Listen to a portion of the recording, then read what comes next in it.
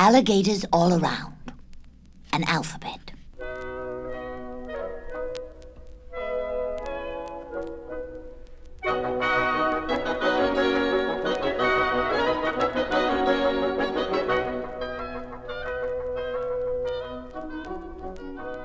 A. Alligators all around. B. Bursting balloons. C. Catching colds. D. Doing dishes. E. Entertaining elephants. F. Forever fooling. G. Getting giggles. H. Having headaches. I. Imitating Indians. J. Juggling jelly beans. K. Keeping kangaroos. L. Looking like lions. M. Making macaroni. N.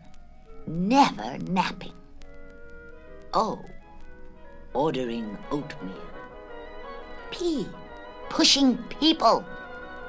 Q. Quite quarrelsome.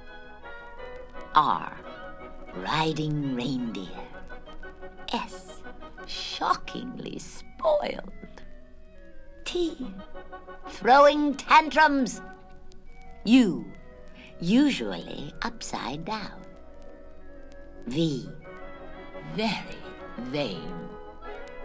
W. Wearing wings. X. Xing X's. Y. Yakking yakking. Z. Zippity zound. Alligators all around.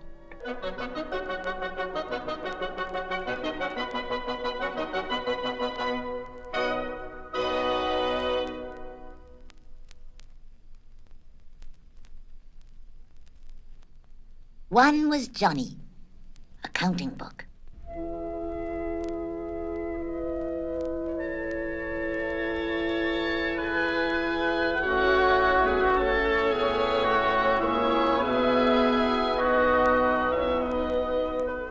One was Johnny, who lived by himself. 2 was a rat, who jumped on his shelf. 3 was a cat, who chased the rat. 4 was a dog, who came in and sat.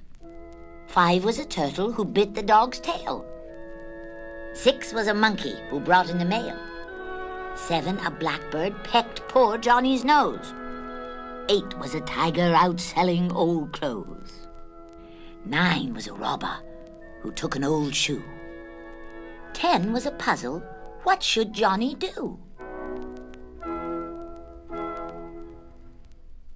He stood on a chair and said, "Here's what I'll do. I'll start to count backwards, and when I am through, if this house isn't empty, I'll eat all of you."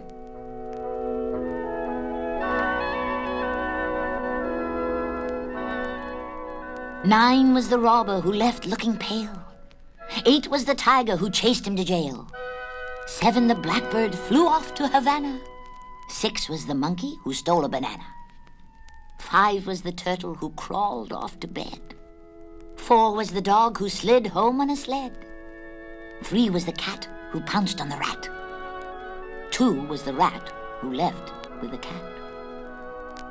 1 was Johnny, who lived by himself and liked it like that.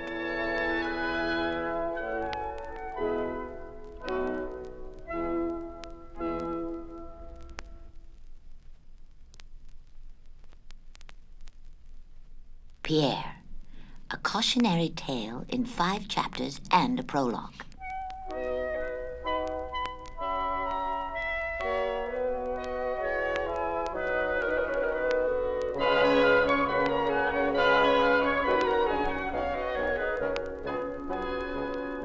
Prologue. There once was a boy named Pierre who only would say, "I don't care." Read his story, my friend, for you'll find at the end that a suitable moral lies there. Chapter 1. One day, his mother said when Pierre climbed out of bed, Good morning, darling boy. You are my only joy. Pierre said, I don't care. What would you like to eat? I don't care. Some lovely cream of wheat? I don't care. Don't sit backwards on your chair. I don't care. Or pour syrup on your hair. I don't care. You are acting like a clown. I don't care. And we have to go to town. I don't care. Don't you want to come, my dear? I don't care. Would you rather stay right here? I don't care. So his mother left him there.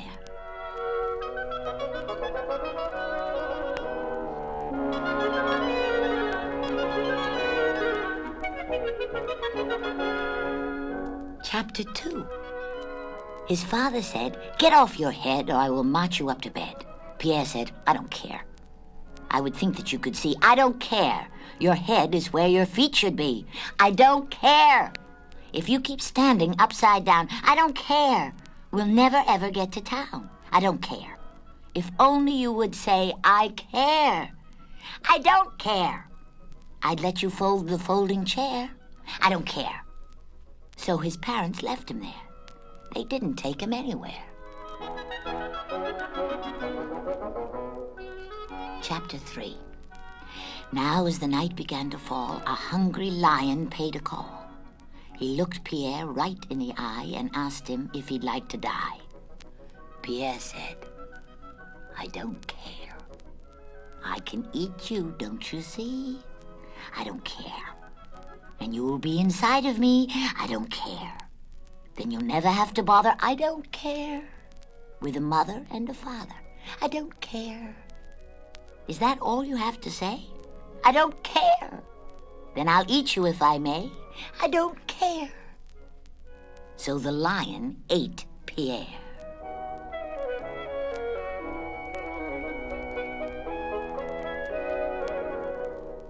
Chapter 4. Arriving home at 6 o'clock, his parents had a dreadful shock. They found the lion sick in bed and cried, Pierre is surely dead. They pulled the lion by the hair. They hit him with a folding chair. His mother asked, Where is Pierre? The lion answered, I don't care. His father said, Pierre's in there.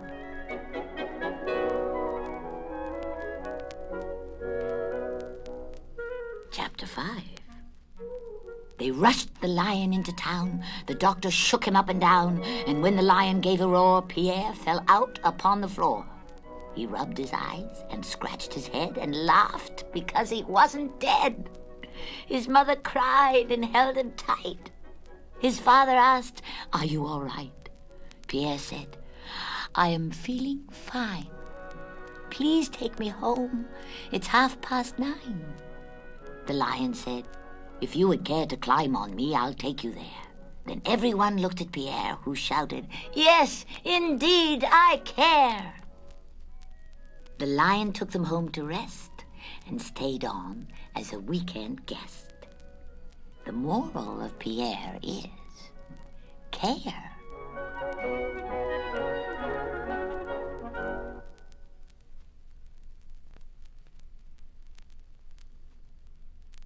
Chicken Soup with Rice, a book of months.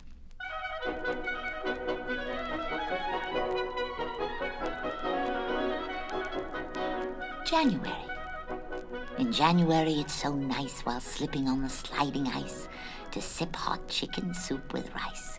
Sipping once, sipping twice, sipping chicken soup with rice. February. In February, it will be my snowman's anniversary, with cake for him and soup for me. Happy once, happy twice, happy chicken soup with rice. March. In March, the wind blows down the door and spills my soup upon the floor. It laps it up and roars for more, blowing once, blowing twice, blowing chicken soup with rice. April. In April, I will go away to far-off Spain or old Bombay and dream about hot soup all day. Oh, my, oh, once. Oh, my, oh, twice. Oh, my, oh, chicken soup with rice. May. In May, I truly think it best to be a robin lightly dressed, concocting soup inside my nest. Mix it once, mix it twice, mix that chicken soup with rice. June. In June, I saw a charming group of roses all begin to droop. I pepped them up with chicken soup. Sprinkle once, sprinkle twice, sprinkle chicken soup with rice. July. In July, I'll take a peep into the cool and fishy deep where chicken soup is selling cheap. Selling once, selling twice, selling chicken soup with rice. August. In August, it will be so hot, I will become a cooking pot. Cooking soup, of course.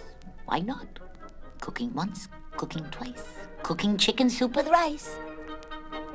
September. In September, for a while, I will ride a crocodile down the chicken soupy Nile. Paddle once, paddle twice, paddle chicken soup with rice. October. In October, I'll be host to witches, goblins, and a ghost. I'll serve them chicken soup on toast. Whoopee once, whoopee twice, whoopee chicken soup with rice. November. In November's gusty gale, I will flop my flippy tail and spout hot soup. I'll be a whale, spouting once, spouting twice, spouting chicken soup with rice. December. In December, I will be a baubled, bangled Christmas tree with soup bowls draped all over me. Merry once, merry twice, merry chicken soup with rice. I told you once, I told you twice, all seasons of the year are nice for eating chicken soup with rice.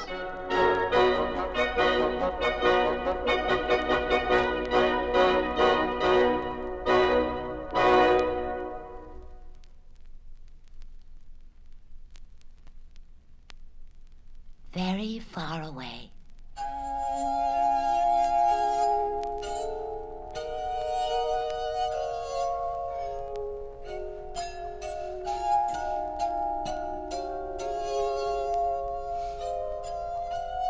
Book 1. Where is very far away? Martin asked his mother a question, but she was busy washing the baby and didn't even hear him. So I'll go away, thought Martin. Somewhere even very far away where somebody will answer my questions. And he packed his bag. Then he put on a cowboy suit and a false mustache so no one would recognize him, and went looking for very far away.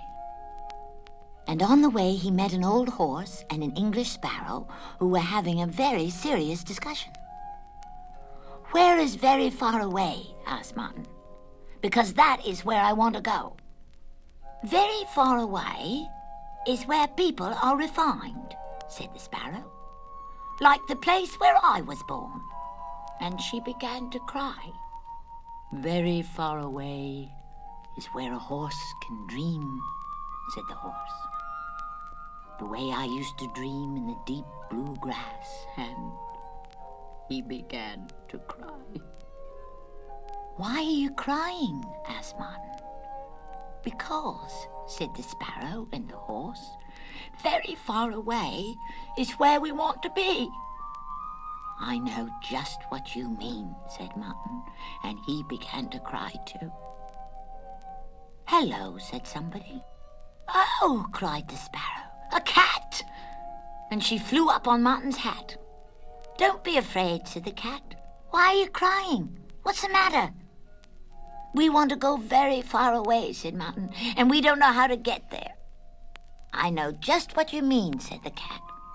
Very far away is where a cat can sing all day, and nobody says, hush, cat. And where somebody answers my questions, shouted Martin. Where horses dream, said the horse, and people are refined, said the sparrow. I know a place very far away, said the cat. Where? Asked Martin. Many times around the block, and 2 cellar windows from the corner, answered the cat. Want to go? Yes, they all shouted. So they did. And when they came to the place that was very far away, Martin said, Oh, how happy we'll be. Forever, said the horse. and ever, sighed the sparrow. And they climbed through the window one by one, except the horse. He's stuck in the middle with his head on the inside and the rest of him on the outside.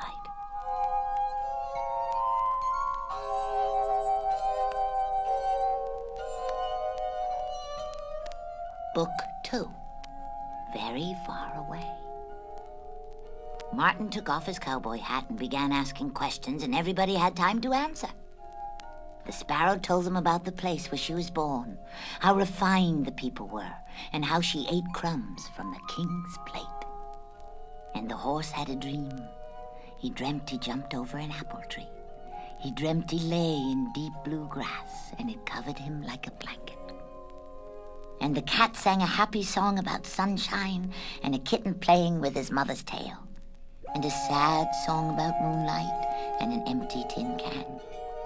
They lived together very happily for an hour and a half. Then the cat said to Martin, "You ask so many questions I can't hear myself sing." "Then stop singing," said Martin, "and just answer my questions." "Stop talking," said the horse sleepily. "Very far away is where a horse can dream of long ago and not be disturbed by the usual noise." "No, no," said the sparrow politely. "Very far away is where people are refined and do not raise their voices." "I didn't go very far away to watch horses dreaming dreams," shouted the cat, "or hear refined stories about old crumbs and kings." "And nobody answered my last question," said Martin. "You ask too many," screeched the cat. "You sing too loud," shouted Martin. "No one listens to me at all," cried the sparrow. "I'm going home," said the horse. And he did. "Well," said the sparrow, "if this is very far away, it isn't far away enough for me." And she flew out the window. "I'll go find a new, very far away place," said the cat, "and I'll never invite anybody again." And she stalked out the window. Martin was left all by himself. Maybe the baby's all washed, he thought. He put on his cowboy hat. But if Mama's still not finished, I'll sit on the steps and count automobiles while I wait. He picked up his bag and climbed out the window. And then Mama will tell me what refined means and why horses dream and why cats ever sing when they don't know how. Martin ran all the way home.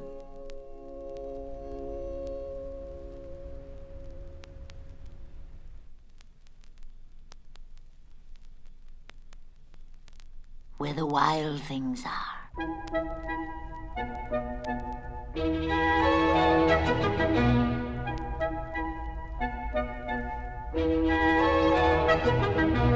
The night Max wore his wolf suit and made mischief of one kind and another, his mother called him Wild Thing. And Max said, "I'll eat you up!" So he was sent to bed without eating anything. That very night, in Max's room, a forest grew and grew and grew until his ceiling hung with vines and the walls became the world all around, and an ocean tumbled by with a private boat for Max. And he sailed off through night and day and in and out of weeks and almost over a year to where the wild things are. And when he came to the place where the wild things are, they roared their terrible roars and gnashed their terrible teeth and rolled their terrible eyes and showed their terrible claws till Max said, "Be still!" and tamed them with a magic trick of staring into all their yellow eyes without blinking once. And they were frightened and called him the most wild thing of all and made him king of all wild things. "And now," cried Max, "let the wild rumpus start!"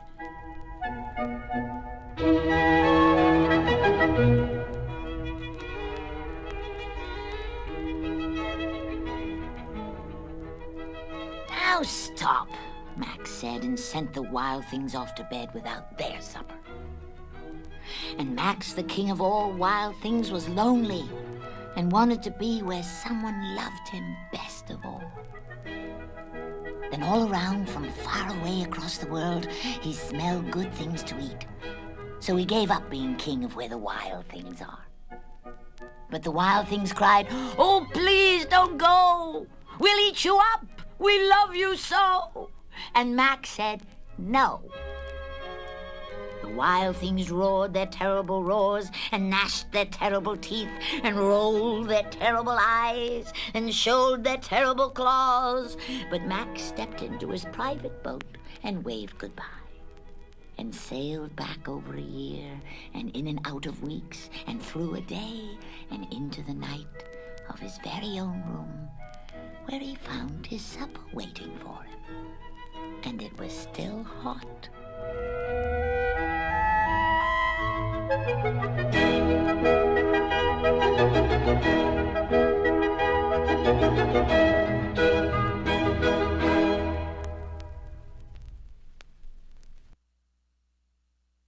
The sign on Rosie's door.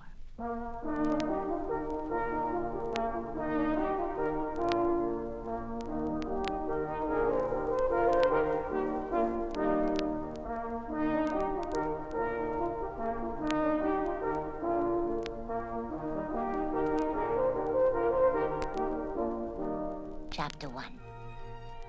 There was a sign on Rosie's door. It read, "If you want to know a secret, knock 3 times."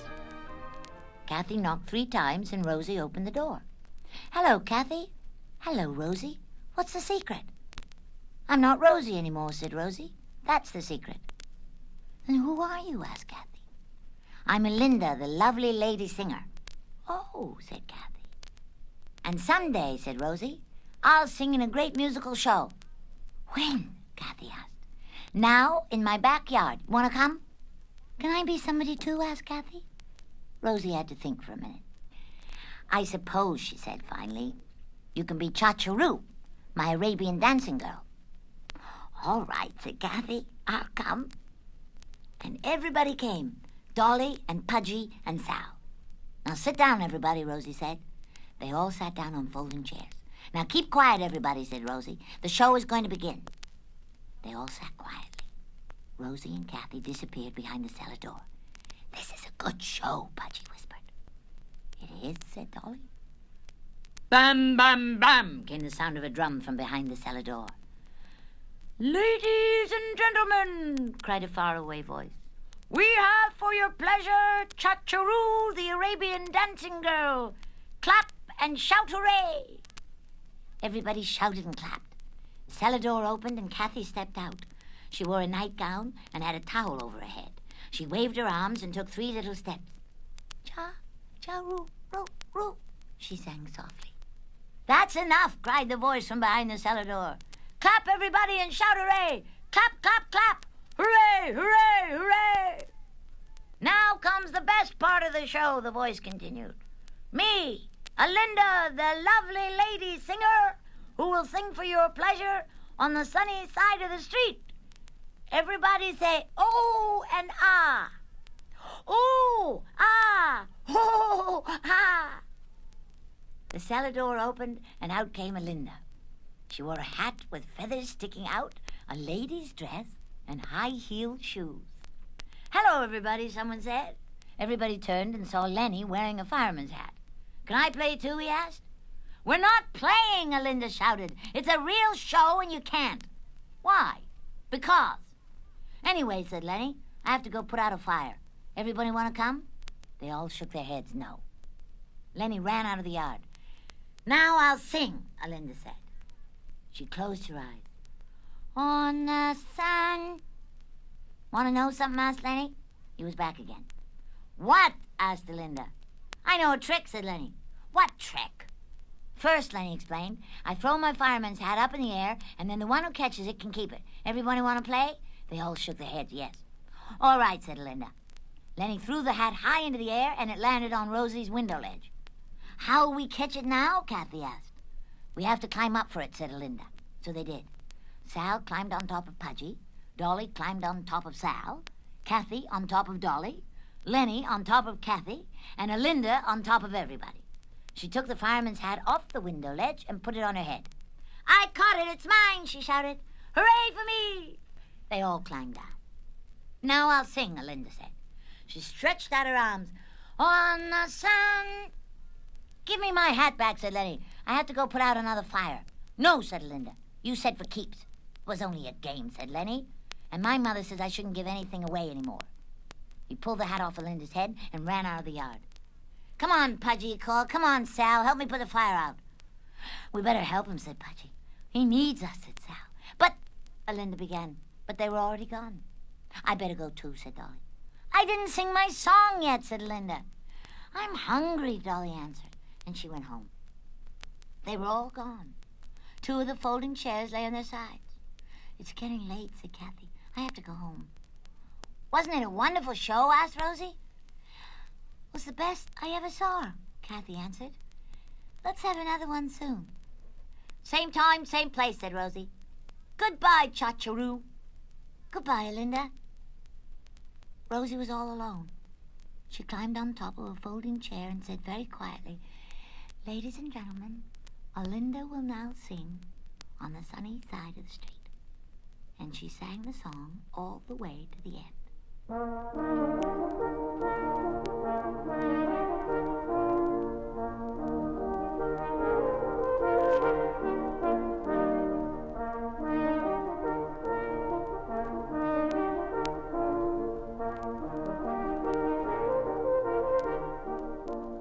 Chapter 2. There was nothing to do. I have nothing to do, Mama, Rosie said. Well, do something, her mother said. So Rosie did something. She wrote a note and pasted it on her front door. What did you do? Her mother asked. Oh, said Rosie, I pasted a note on the front door. That's nice, her mother said. Now find something else to do. Rosie found a red blanket. She put it over her head and sat down on the cellar door in her backyard.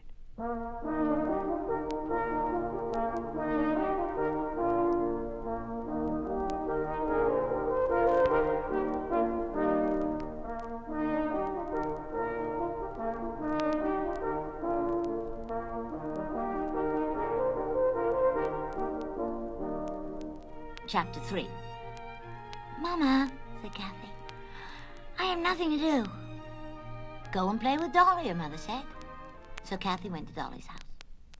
Hello, Dolly, what are you doing? She asked. I don't know, Dolly answered. They went to Pudgy's house. He was sitting on the front steps with Sal. What are you doing? Asked Kathy. We're not talking to each other, answered Pudgy. That's not doing much, Dolly said. What are you doing? Asked Sal. Nothing, said Kathy. We thought you would be doing something. What do you want to do? Asked Pudgy. They all looked at each other. Nobody had anything to say. Let's ask Rosie what to do. So they went to Rosie's house. Rosie, they called. There was no answer. Look, said Kathy, pointing to the note pasted on Rosie's front door. It said, if you're looking for me, it won't be easy because I'm wearing a disguise. Yours truly, Linda. Let's look in the backyard, said Dolly. They all ran into Rosie's backyard, and there, sitting on the cellar door, covered from head to foot in a red blanket, was somebody. Is that you, Rosie? Dolly asked. There was no answer. Please tell us who you are, said Kathy. I'm Linda, the lost girl. Who lost you? Asked Pudgy. I lost myself, answered Linda. Aren't you really Rosie, though? Asked Pudgy. I used to be Rosie, Linda said, but not anymore. They all sat down in the cellar door. Who's going to find you? Asked Sal. Magic Man, said Linda. Who's he? My best friend, answered Linda. And what happens when he finds you? Kathy asked. He will tell me what to do, explained Linda. Can we wait with you? Asked Pudgy. I suppose so, said Linda, but you must be very quiet. So they were very quiet. They didn't say a word. They didn't do anything. They just waited. This is fun, whispered Kathy. Shh! They all said. And they were quiet for a long time. Soon it was very late. It's very late, Dolly whispered.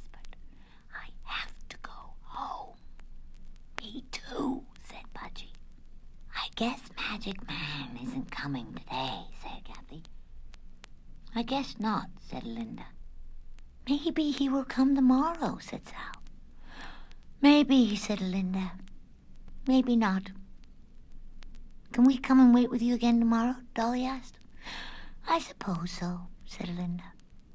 We'll come earlier tomorrow, said Kathy. Then we can wait longer. Let's all meet at 12 o'clock on Rosie's cellar door, said Pudgy. 12 o'clock sharp, said Sal. Sharp, they all agreed. And then they went home. That evening, when their mothers asked them what they had done all afternoon, they said they had done so much there wasn't even enough time to do it in, and they were going to do it all over again tomorrow. Good, all their mothers said.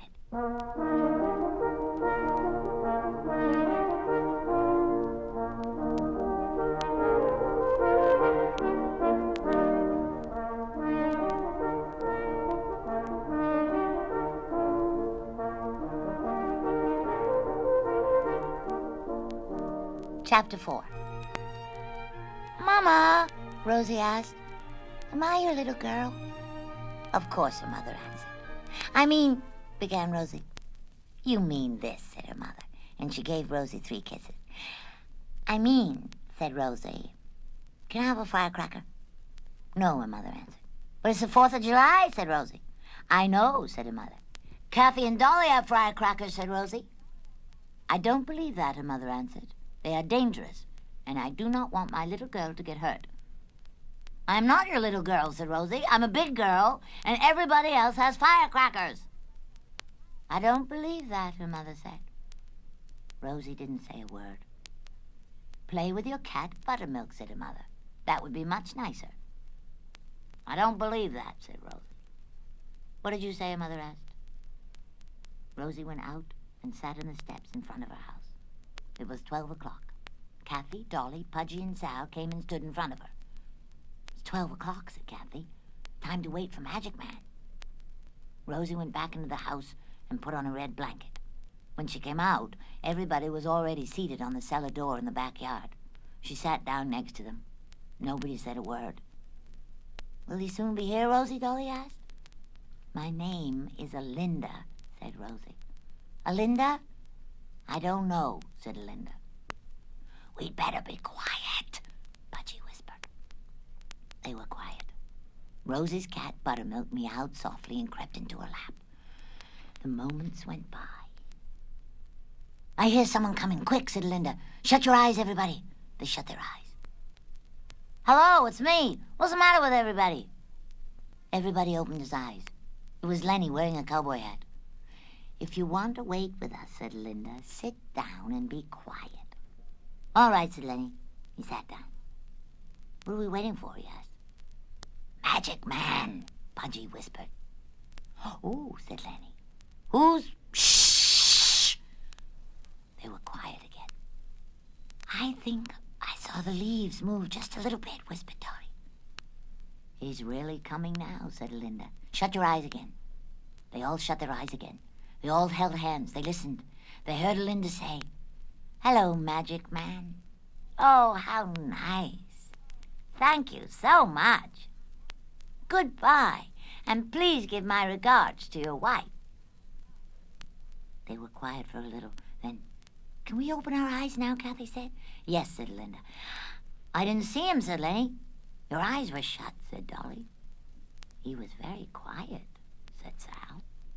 Did he wear a cowboy hat, Lenny asked. Yes, said Linda. Everybody shouted at the same time. And a mask and wings and a blue cape and earmuffs? Of course, said Linda. Then it really was Magic Man, Lenny shouted.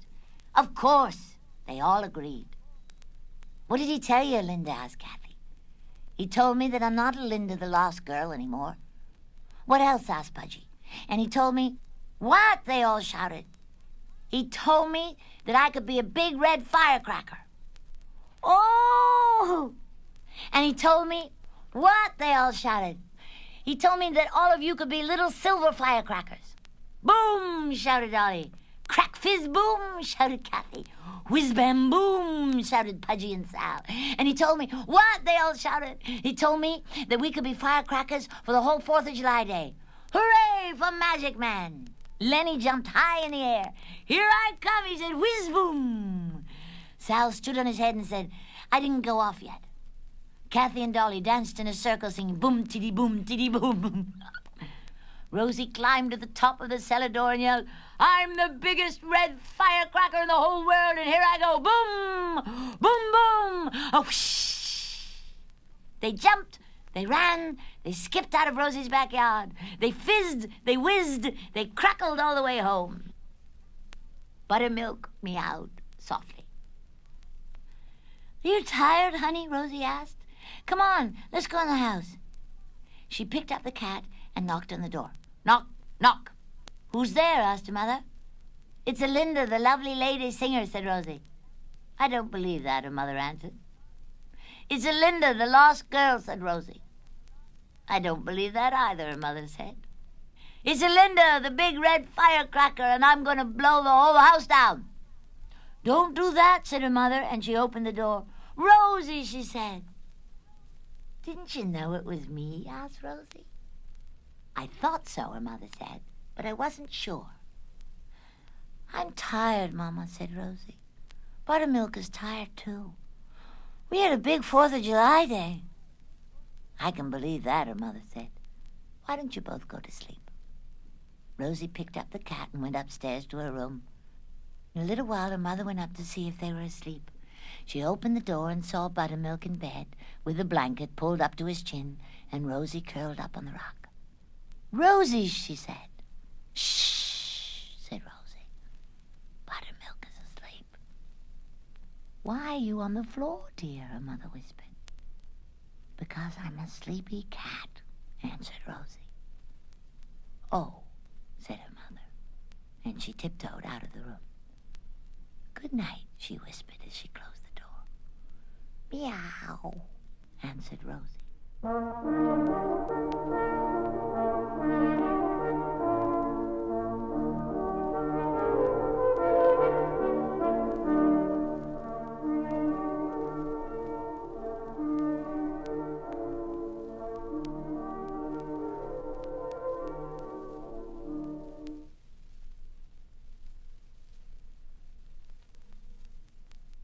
In the Night Kitchen.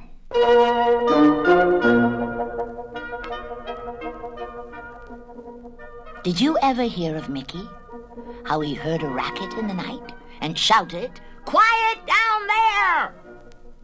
And fell through the dark out of his clothes, past the moon and his mama and papa sleeping tight, into the light of the night kitchen, where the bakers who bake till the dawn, so we can have cake in the morn, mixed Mickey in batter, chanting, Milk in the batter, milk in the batter, stir it, scrape it, make it, bake it. And they put that batter up to bake a delicious Mickey cake. But right in the middle of the steaming and the making and the smelling and the baking, Mickey poked through and said, I'm not the milk, and the milk's not me. I'm Mickey. So he skipped from the oven and into bread dough, all ready to rise in the night kitchen. He kneaded and punched it and pounded and pulled till it looked okay. Then Mickey in dough was just on his way when the bakers ran up with a measuring cup howling, Milk! Milk! Milk for the morning cake! What's all the fuss? I'm Mickey the pilot. I get milk the Mickey way. And he grabbed the cup as he flew up and up and up and over the top of the Milky Way in the night kitchen. Mickey the milkman dived down to the bottom singing, I'm in the milk and the milk's in me. God bless milk and God bless me. Then he swam to the top, pouring milk from his cup into batter below. So the bakers, they mixed it and beat it and baked it. Milk in the batter, milk in the batter. We bake cake and nothing's the matter. Now Mickey in the night kitchen cried, Cock-a-doodle-doo! And slid down the side, straight into bed, cake-free and dried. And that's why, thanks to Mickey, we have cake every morning.